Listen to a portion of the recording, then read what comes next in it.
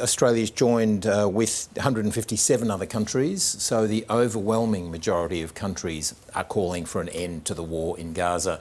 And clearly now there's so many reports coming out of Gaza about the absolute catastrophic conditions in there, you know, after 14 months of war.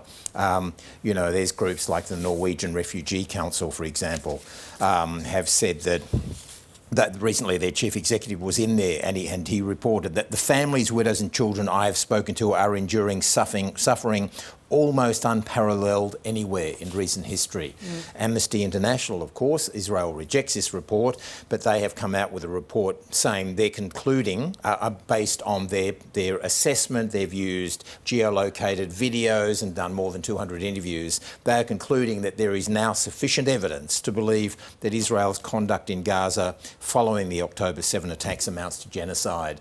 And the Slovenian ambassador to the UN says Gaza no longer exists. You only need to look at photographs to see it's rubble largely, it's uninhabitable virtually, and it'll probably maybe take a generation to rebuild. So I think all of these countries, with the main exception of Israel and the United States, they're the major ones, are saying no, but everyone else, 157 countries, are saying it has to stop.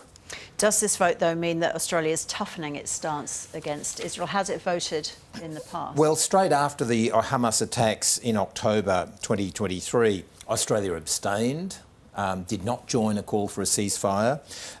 They weren't happy with the wording. Then in December 2023, Australia switched that from abstaining to supporting the call for a ceasefire, mainly on humanitarian grounds. 153 countries voted then in favour in December last year.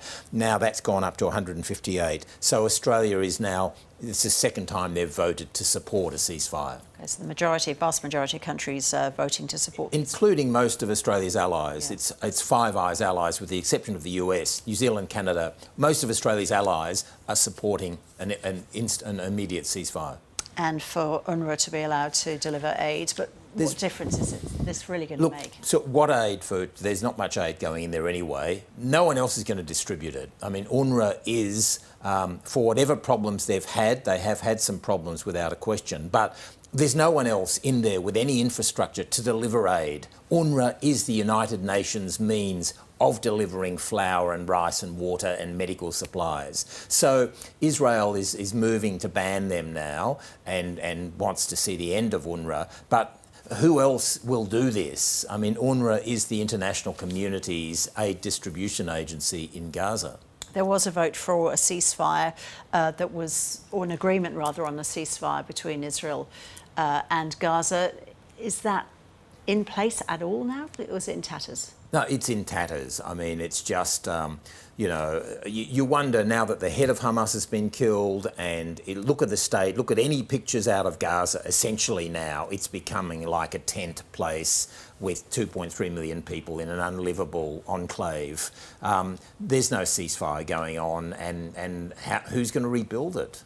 What does victory look like for Israel then? Well, I thought after the killing of Yahya Sinwar, the Hamas commander, they could have then gone with victory.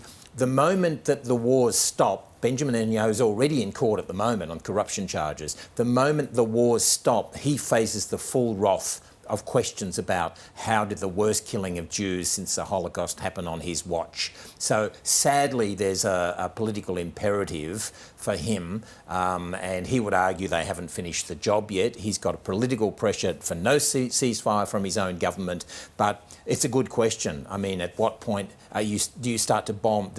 Are you bombing rubble and getting more rubble? I mean, what are they achieving now by the bombing?